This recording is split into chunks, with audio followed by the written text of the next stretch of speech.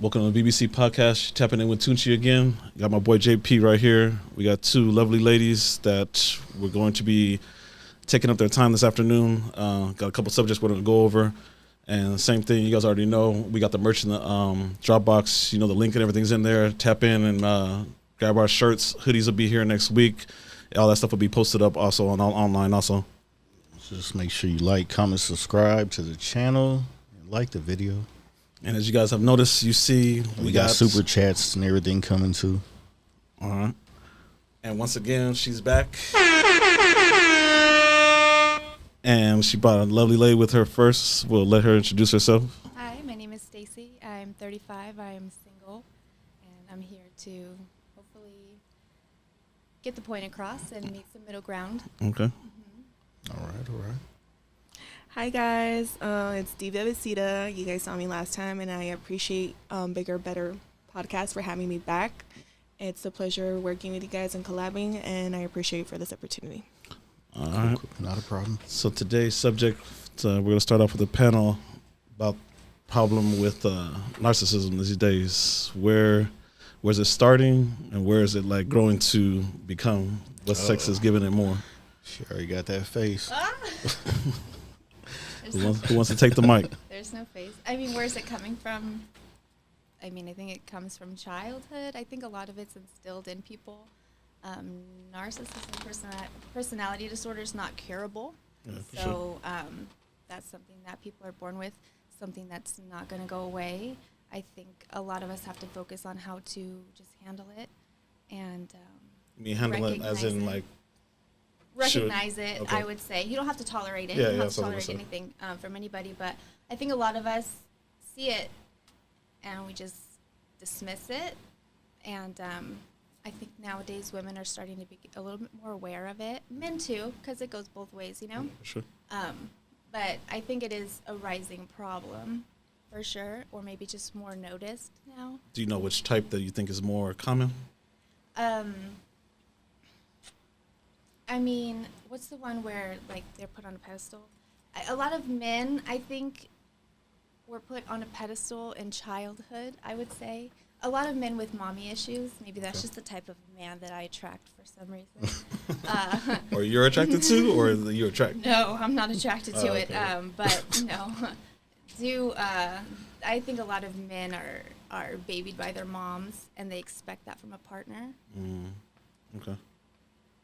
And not everybody is in the position to want to give that, you know? Yeah, for sure. So it just depends. Okay. How do you feel? Well, for the topic of narcissism, I feel like it comes a long way, and it comes in women and men.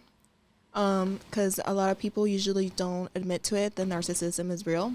And narcissism, it comes in many ways. It could come from coming from, I don't know, the government, from people manipulating stuff.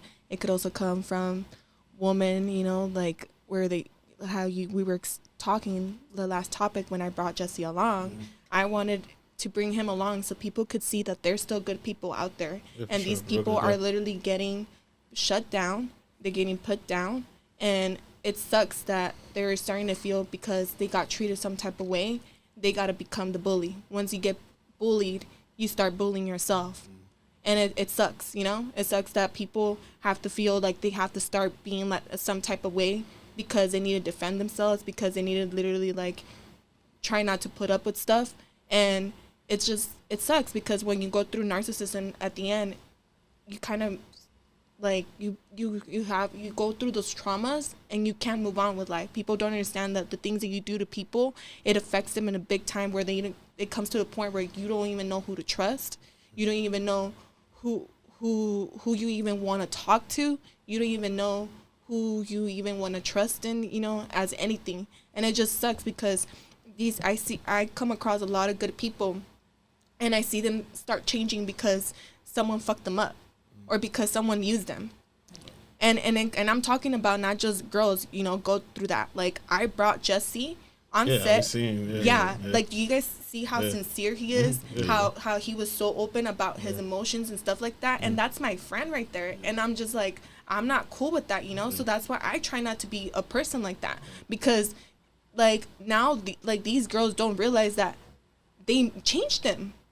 Yeah. My old friend, my nice old friend that was super sweet, super giving, super like wanting to do more, now he feels like he has to shield himself.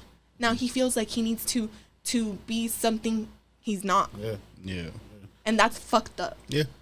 And actually, too, like with his story, he actually could have went and became like a whole different person. He could have became like the actual like asshole type and just be treating girls like real bad, you know, trying to retaliate. But 'Cause that does he happen actually a lot. remained like actually cool. I'm actually surprised. His story was actually kind of like we're like shocked. Like, But wow. that's the whole thing about it is that if you heal from it instead of letting it traumatize you, then you just. But if learn. it keeps happening to you, it's kind of hard to heal from it. It keeps happening to you because you're allowing it to. True. So how do you think? Do you think You have to recognize. that's some? But do you think some people are attracted to narcissism like sometimes because they end up the same type?